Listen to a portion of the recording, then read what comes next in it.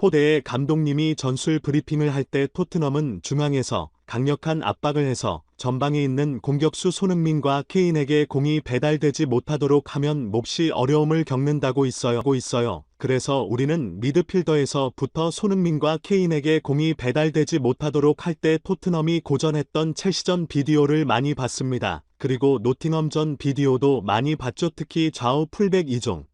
불안정에서 압박에 취약하다라고요. 우리는 손흥민이 분명히 선발로 나올 거라고 생각했어요. 그는 살인적인 일정을 소화하고 있었는데 바로 풀럼하고 할 때는 이상할 정도로 엄청나게 뜨더라고요. 후반 전까지 엄청나게 뛰던데 3일 쉬고 아는 우리와의 경기에서 과연 저 정도로 뛸 체력을 유지할 수 있을까 의심스러웠다. 우리의 예상대로 케인과 손흥민은 매우 지쳐 보였어요. 그들의 기계가 아닌 이상이. 3일 만에 한 경기 벌써 100 연기를 하고 있는데 안 지치겠어요. 선수들은 경기장에서 금방 알 수 있어요. 실력이 없는 거냐 아니면 체력이 떨어져서 제 컨디션이 아니냐. 손흥민에게 단 한 번의 찬스가 왔는데 괜찮삼를 막느라 너무 큰 대가를 지불했어요. 손흥민 때문에 졌습니다. 포터넘과 챔피언스리그 1차전을 치렀던 마르세유의 오른쪽 풀백 샹셀러 맨 많은 경기 후 인터뷰에서 저렇게 말했는데요. 또한 마르세유의 감독 투도로 역시 경기 원룸과의 공식 인터뷰에서 손흥민이 경기를 결정지어 버렸다면서 손흥민의 다만 동작 때문에 2대0으로 지고 말았다. 고 말에 팬들의 이목이 쏠리고 있습니다. 월드 매거진이 살펴보겠습니다. 우리가 예상한 대로 손흥민과 케인 그리고 샬 이송이 선발로 나왔어요. 이 세 명은 풀럼전에서 폼이 좋았으니까 우리는 토트넘의 약점을 알고 있었어요. 포터넘은 공격진보다 수비가 불안하기 때문에 전방 압박을 하면 공이 전진이 안 되고 그러면 공격진이 손흥민과 케인이 중앙으로 내려올 거고 그러면 손흥민과 케인을 압박하면 공은 다시 수비 쪽으로 리턴될 거라고 생각했죠. 그런데 시설 이송이 갑자기 중간으로 내려와서 볼을 손흥민과 케인에게 배달하기 시작했어요. 케인이 치고 들어올 때 그가 오른쪽에서 왼쪽으로 치고 들어오기 때문에 슈팅 각도가 나오지 않을 거라고 생각했죠. 저 위치에서는 손흥민이나 뒤쪽에서 돌아 나오는 호이비엘에게 바로 연결해야 했는데 골 욕심 때문에 자신이 드리블을 하더라고요. 케인은 저게 단점이에요. 가끔 동료를 못 볼 수는 있는데 이게 반복되면 의도가 있거나 실력이 안 되거나 그런데 케인 정도가 동료를 계속해서 못 본다. 그건 말이 안 되죠. 히샬 이송이 공간으로 볼을 내줬는데 손흥민에게 볼이 연결되면 손흥민은 양발을 쓰기 때문에 케인보다 훨씬 막기가 어려워요. 손흥민을 막는 수비수들이 우왕좌왕하는 것 그들이 실력이 없어서가 아니라 좌측과 우측 어느 방향에서 손흥민이 슛할지 모르기 때문이에요. 손흥민이 케인에게 패스했는데 케인은 저 위치에서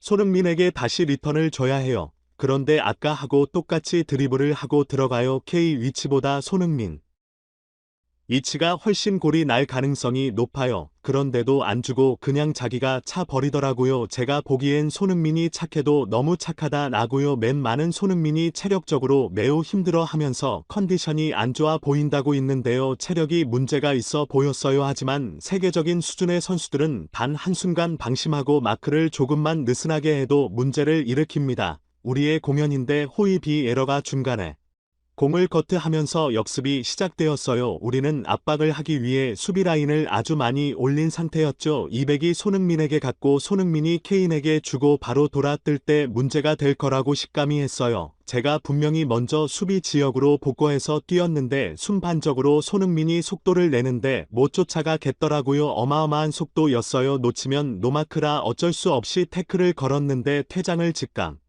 하긴 했어요. 하지만 어쩔 수 없었어요. 손흥민은 너무 위험한 공격수예요. 마르세유의 감독 투도르는 경기 후 인터뷰에서 이렇게 말했습니다. 포트넘은 몹시 어려운 상대고 그들의 홈경기는 우리에게 몹시 어려운 경기였습니다. 된다고 하지만 우리는 전반전을 우리의 흐름으로 아주 잘 운영했어야 해봐. 하지만 후반 시작하자마자 손흥민을 막느라 멤버가 퇴장당하고 나서 모든 게 바뀌었죠. 그 이후의 경기 흐름은 포트넘 쪽으로 넘어가 버렸고 수준 높은 팀을 상대로 숫자가 한 명이 부족하면 이건 재앙입니다. 콘테 감독 역시 경기 후 인터뷰에서 손흥민에 대해 이렇게 언급했는데요. 전반전은 우리가 아주 어려운 연기를 했어요. 하지만 손흥민이 상대 수비수 한 명을 회장시키고 그래서 우리에게 유리해졌습니다. 승반전은 우리가 좋아했고 손흥민이 활약 덕분에 결국 샬 이송의 골로 우리 가진 이혜정 손흥민은 존재 그 자체만으로 상대팀에게 엄청난 위압감을 주는 선수예요. 케인은 공동 못 잡고 아무런 찬스도 이번 경기에서 못 만들었잖아요. 하지만 이 두 명은 우리 팀에 매우 중요한 선수예요. 손흥민 선수가 살인적인 일정을 치러야 하는 토트넘의 경기에 거의 모두 선발로 나서면서 이제 체력이 고갈되기 시작한 것이 아닌가 의심스러운 정황들이 포착되고 있습니다. 그리고 케인의 플레이가 너무 이기적이라 많은 국내 축구 팬들은 눈살을 찌푸리고 있는 상황인데요. 차라리 케인 이민으로 떠나버리는 게 낫다. 케인 없을 때는 챔피언스리그 결승까지 갔다. 요즘 하는 인터뷰 보고 감독인 줄 알았다. 의도적으로 손흥민에게 패스를 주지 않으면서 자신에게 손흥민이 패스를 주지 않으면 불처럼 화를 낸다. 너무 시건방진 나는 의견이 국내 팬들 사이에서 광범위하게 번지며 국민 비호감 선수로 낙인 찍혀 가고 있습니다. 다가오는 맨시티전에서 손흥민 선수가 득점포를 가동할지 주목되고 있습니다. 구독, 좋아요, 알림 설정은 식어가는 110일 영상 채장 열정을 다시 타오르게 합니다. 월드 매거진이 준비한 영상은 여기까지입니다.